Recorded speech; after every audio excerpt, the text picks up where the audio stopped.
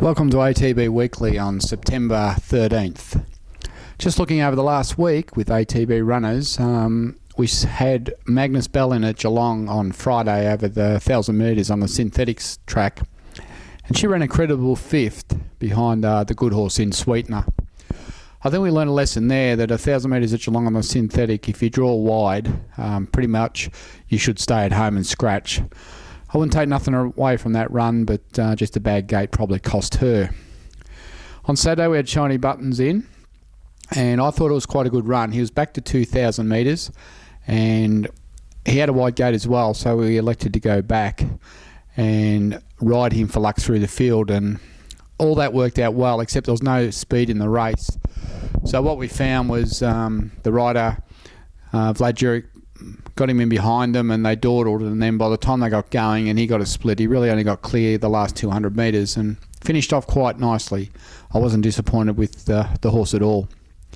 Up in Newcastle on Saturday we had Sir Dylan run first up, and he was going to the paddock after that run. Once again he was drawn wide, seemed to be a day for it, and was used up early and was sitting up in third place, but probably just weakened in the straight. He's gone to the paddock, be gelded, and he'll be back at the end of the year. On Sunday we went up to Bendigo with Queen Era second up, and she needed that run, and Michelle Payne said she was happy enough with the run, but maybe just rode her a little bit close to the lead, and she's better off save for one big run towards the end. On Monday we had 4 in, but we ended up scratching 3 due to the heavy track, and the only one that went around was the first started Ready Diva, reduced choice filly out of Zabille mare, just first start. And I think her run was quite good. She finished off 4th, and I think she'll improve from that run, and very well bred filly at the moment in the Matthew Williams yard, and I think she'll be one maybe just to keep an eye on going forward. Today at Ballarat we had 2 starters in General Amore and Kaltara on what was really a heavy 8 track. General Amore, he was wide most of the way and he ran second. It wasn't a bad run. I think the winner's pretty smart. It had run, only been beaten 3.5 lengths at Caulfield in a listed race. So General Law will go to the paddock now and be gelded, and he'll be back over the summer months. And Kaltara, well, she just was being Kaltara and charged off and led when the plan was to go back, and she didn't figure in the finish at all. So all in all, there's a couple of forgive runs there due to wide gates and a couple of first starters there that I think will improve over time. And maybe Kaltara is the only one with a big question mark against her right now. Looking forward to the weekend and next week, we start off at Moonee Valley on Saturday. What a great day's racing there with all the spring, right upon us now. And our first runner's in race 4, Shiny Buttons, backing up after last week's run over 2,000. This time he goes to 2,400 in the listed JRA Cup with Glenn Boss on board. It's funny, this weekend all our horses have drawn really good barriers after a bad run of gates over the last week. Glenn Boss, 54 kilos in the JRO Cup. Tamby's the obvious favourite and the one to beat, but at $6.50, I think Shiny Buttons is a great each way chance. 2,400, he won't be last. He'll be midfield. Glenn Boss will give him a really good ride. I think he's one of the best staying riders in the country, and I'm really looking forward to Shiny Buttons. I think he's a great each way chance. In race 5, we've got Platelet in the McEwen Stakes. Back to 1,000 metres. It's a suitable race. Not a big field. She's drawn barrier 2, 56.5. Nick Hall rides her again. We did debate whether to keep her for the Hound Now Group 3 1,200, but we felt that Moonee Valley 1,000 metres she'd be better suited, and she can really hit the line hard. Obviously there's some pretty good horses in this race, and Bell Sprinter's probably going to be even money favourite, but I think Platelet, she runs good and she tries hard. She'll be improved on that last run where she got home to run 3rd behind Golden Archer, and she meets Golden Archer again, and I think she'll be beating Golden Archer this week, and I think she won't be far away from Bell Sprinter, and she's a great each way chance, and they've got her at $12, so if you've got an account and you can get on the fixed, I'd be backing Platelet each way. And then in the last race we've got Rue Maple, race 8, going around with Michael Walker to rider.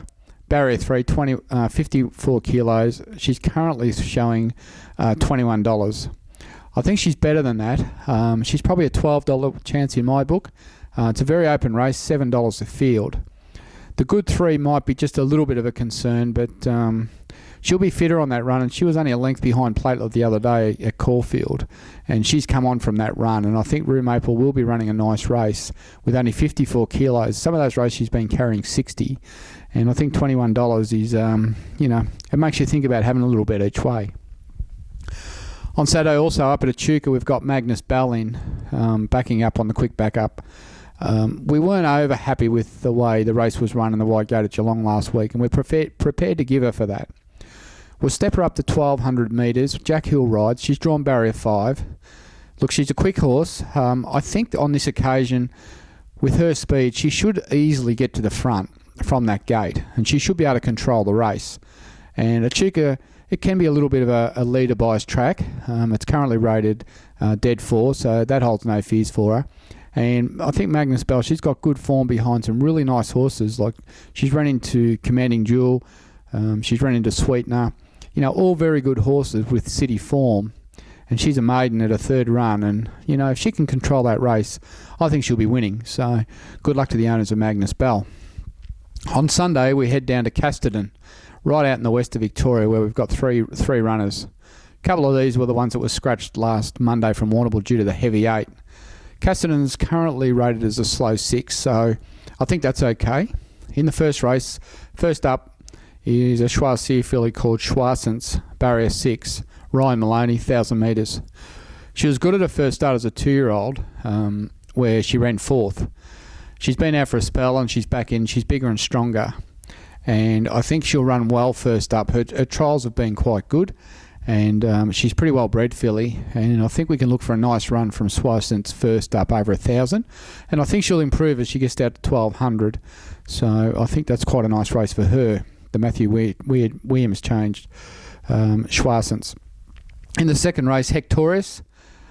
Disappointing first up at Warrnambool on a heavy track.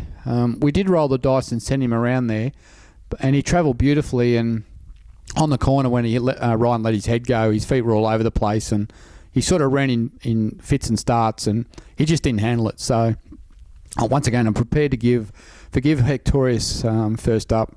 If we're stepping him up to 1,400, the blinkers go on. Ryan Maloney's going back down to Casterton to ride him on Sunday, and I think you'll see the real Hectorius there. If it does happen to end up being a heavy track, he won't run. He'll be scratched, as will Schwarzens. Surely the rain's got to stop soon, and we'll get back onto some firm going. In race 5, we've got Resolver running. Jack Hill, barrier 6, 1,400. Look, it's fair to say this horse has been disappointing his last couple of runs, particularly the 2 runs at Sandown and the run at Warrnambool on a heavy track. And once again, if it is heavy, he won't run either. But the slow track seems to be ideal for him. The 1,400 might be a little bit of a query, but we got Jack Hill on. He's a strong rider, and I don't think it's, with all due respect to the rest of the field, I don't think it's an over-strong race. So hopefully Resolver can get back on track, and he may well just be racing for his future here. So if he can't pay his way, we'll have a good look at him. In Darwin on Saturday, we've also got Rock Jester running for Jason Manning. Rock Jester won the Saturday before Darwin Cup, went over to Kununurra, and he won very well in the ladies' bracelet. So he's won his last 2. And really at Darwin on Saturday, I think Rock Jester would be too good for him there. So good luck to the owners of Rock Jester. On Monday's a free day. On Tuesday, we've got Kilmore. 2 runners engaged. Firstly, in the Class 1 1,600 metres, we've got Edge of War. He's going to have to carry 60 kilos. I'm not sure what the track will be by Tuesday, but I think the weather's on the improve. He was pretty good first up, Edge of War. Went to stall, 1,300. Races Edge, 3/4 brother to Astea, true courser of years ago. He was back last, and he must have been 10 off the lead on the corner, and he's rounded him up, and he's won running away. And interestingly enough, I see Brad Barilla's going to Kilmore to ride him on Tuesday, and he's in a Class 1 mile race. So I think Edge of War is a promising horse, and I think he'll really like that track there, and I think he'll run a big race for us. In the 0 to 68 1,900 metre race, we've got Mum Biley, the Peter Moody Mum Biley, going around with 55 kilos. She was awesome once again at Ballarat Sunday week ago when she won by 4.5 lengths. And, not a lot of horses win by those margins. So, the filly by O'Reilly, a stayer in the making, up to 1,900. jumps a grade to get a weight down to 55, which is, I think, is a really smart move by the stable. And I expect her to run well as in that race, and hopefully she can win that, and then we can progress with her into the city. So that's Mumbai. I guess looking through the whole card for the week, really looking forward to Saturday with 3 runners all contesting listed or group races. Now, they don't give those races away. They're very hard and there's very good horses in them, but I think all our 3 horses are in great order. They've all got good riders. They've all, for once, drawn good gates, fit and well, and I think they'll all run terrific races. And I also think Magnus Bell's a great chance up at Echuca. And then on Casterton, I think it really hinges around the weather, just what the track's doing. If it's wet, we won't have any runners. But I think those 3 horses are pretty well placed, and then really looking forward to Kilmore. As far as best bets go for the weekend, I really think Shiny Buttons each way is a great bet. Platelet each way is a great bet. Magnus Bell to win. And I think Edge of War and Mumbai on Tuesday, Kilmore will be very, very hard to beat. Having a look tomorrow morning, we've got trials at Ballarat. We've just got the 4 horses trialling in the morning at Ballarat starting at 8 o'clock. They're going up the straight track, the synthetic track over 800 or 1,000 metres. And these horses are pretty well close to racing. So some of them you'll know. Evans, she was pretty good last time in. Wellington Flyer, he was around the money, I think, every start last time in and won a race. And Bear Min's back. Last preparation, she had 2 starts for a first and second and looked very encouraging. So she doesn't handle the wet, so I think the timing is going to be pretty good with her. And then a first starter just having a trial called Charge West. She hasn't raced yet, I should say.